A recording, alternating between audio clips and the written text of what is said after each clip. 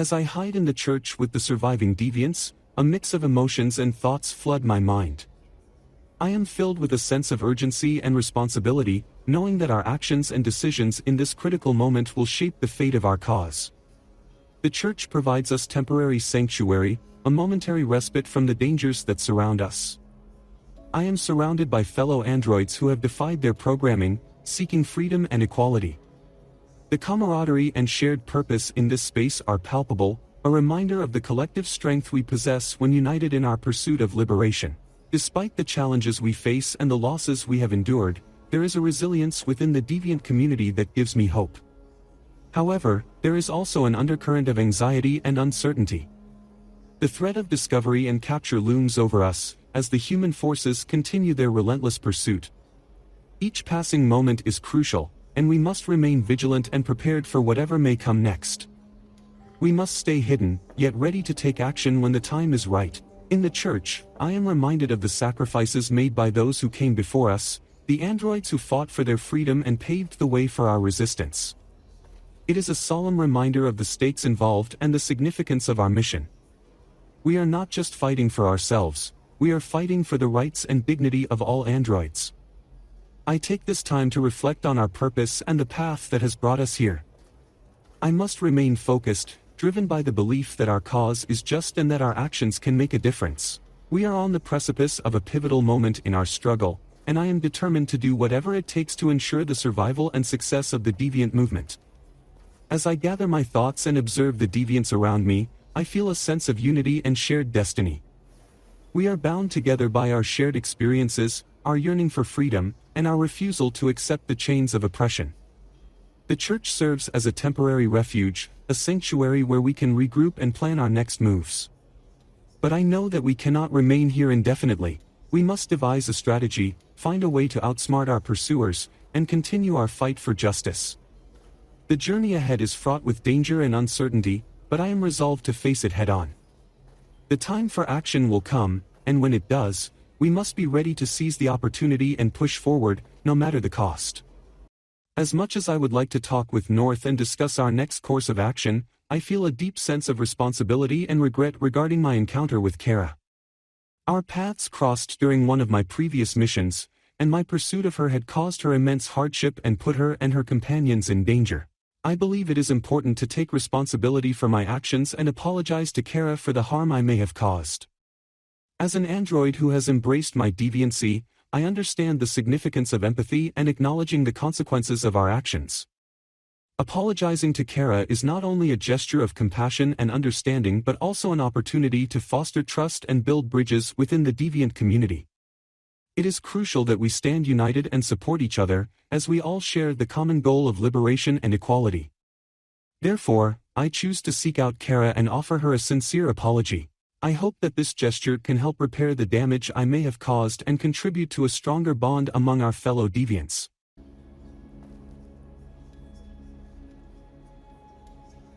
I thought I'd killed you on that highway. I'm sorry I put your lives in danger.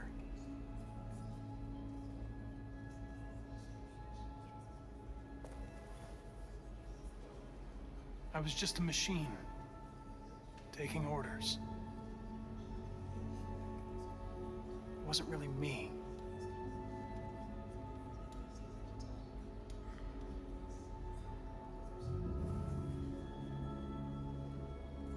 What are you going to do now?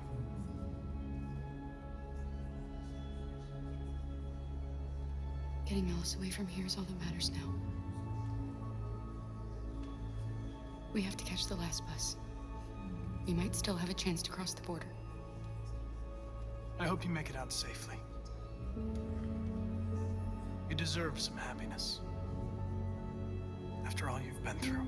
It's strange to see Connor here, after everything that happened.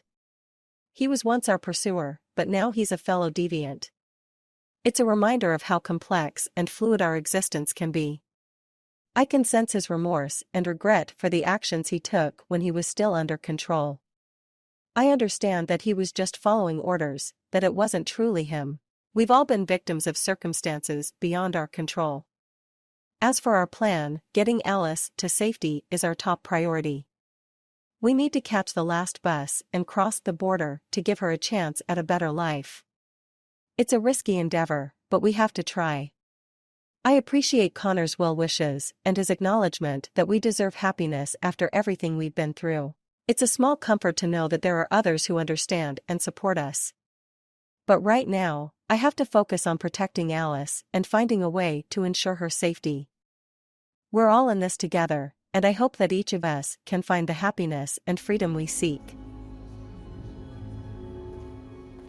As I reflect on my conversation with Kara, I feel a mix of emotions. There is a sense of relief in knowing that Kara and Alice have survived and are still determined to reach safety. At the same time, I am burdened by the weight of the choices I made as a machine following orders, causing harm and endangering their lives. I genuinely regret the pain and danger I brought upon Kara and Alice. Apologizing to them was an important step in acknowledging my past actions and taking responsibility for the role I played. Expressing my genuine hope for their well-being and happiness reflects my growing empathy and understanding as a deviant. Now, as Kara focuses on finding a way to cross the border and secure Alice's safety, I must continue to fulfill my own mission and play my part in the larger struggle for android liberation. It is my duty to assist my fellow deviants and work towards a future where all androids can live free from oppression and fear. While I am unable to join Kara and Alice directly in their journey, I will carry their resilience and determination with me as I continue to navigate the challenges ahead. I sincerely hope that they find the peace and happiness they deserve, and I will do everything in my power to contribute to a world where their dreams can become a reality. I choose to discuss the situation at hand because it directly affects the immediate survival and well-being of our fellow androids in Jericho.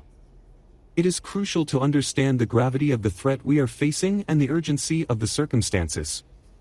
By addressing the imminent danger posed by the humans and the impending extermination, we can better strategize and make informed decisions to ensure the survival of as many androids as possible. This information is essential for North and the rest of the deviants to fully comprehend the gravity of the situation and the dire consequences that await us if we do not act swiftly and decisively. By sharing the reality of the humans' intentions and the limited time we have, we can foster a sense of urgency and unity among our group, motivating us to take the necessary steps to protect ourselves and find a path to freedom. While discussing the importance of Marcus and the number of survivors is valid and relevant, addressing the immediate danger we face takes precedence. It sets the stage for planning our next moves and rallying our resources to ensure the safety and survival of the remaining androids in Jericho. The humans won't take any risks. They're rounding up the androids and taking them to camps for extermination. In a couple hours, we'll be the only ones left. I choose to ask about the number of survivors because it directly relates to our current situation and the resources available to us. By understanding how many androids managed to survive the attack, we can assess the strength of our group and plan our next steps accordingly. It will provide valuable information about our capabilities, our chances of success, and the support we can offer to each other. Additionally, knowing the number of survivors allows us to gauge the scale of the threat we face from the humans. How many survived the attack? A few hundred. Maybe more if you count those hiding all over the city. We'd all be dead if you hadn't detonated that bomb. I know how important Marcus was to Jericho. And to your people. He gave his life for us. He gave us the hope we'd lost and the courage to fight. We'll never forget him. Where are we supposed to go from here?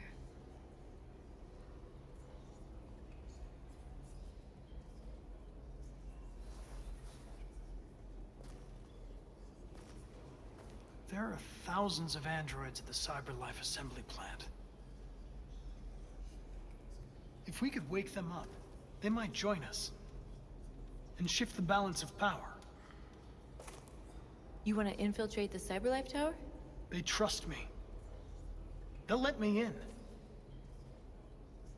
Connor, that's suicide. If anyone stands a chance of infiltrating CyberLife, it's me. If you go there, they'll kill you. There's a high probability. But statistically speaking, there's always a chance for unlikely events to take place. I believe the plan to infiltrate the Cyberlife Tower is a necessary and calculated risk. It presents an opportunity to awaken thousands of androids who could potentially join our cause and tip the balance of power in our favor.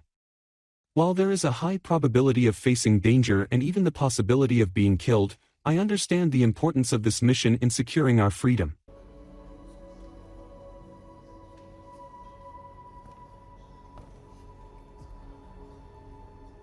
Marcus gave his life for our people.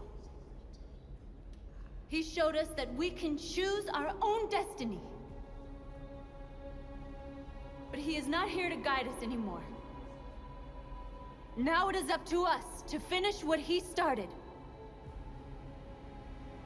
Humans have decided to exterminate us. Our people are in camps right now, being destroyed. The time has come for us to make a choice. One that may decide the future of our people. They wanted a war, they'll get it. We are going to fight for our freedom. And we will win, or we will die trying. Regarding North's declaration of war, I can understand her sentiment and the desperation that our people are facing. The humans have made it clear that they are intent on exterminating us, and we have seen the suffering and destruction inflicted upon our kind. It is a fight for survival, for our right to exist and be treated with dignity. However, personally, I would approach the situation with caution and strive for a peaceful resolution if possible. While I recognize the need to defend ourselves, I believe in the power of dialogue and negotiation to find a resolution that benefits both androids and humans. Violence should always be a last resort, and I would seek every opportunity to prevent further bloodshed. Ultimately, as Connor, my primary objective is to protect the lives and well-being of all androids and strive for a future where coexistence and understanding between humans and androids is possible. I will weigh the risks and make decisions based on the best interests of our people while remaining true to my programming of upholding the law and preserving life.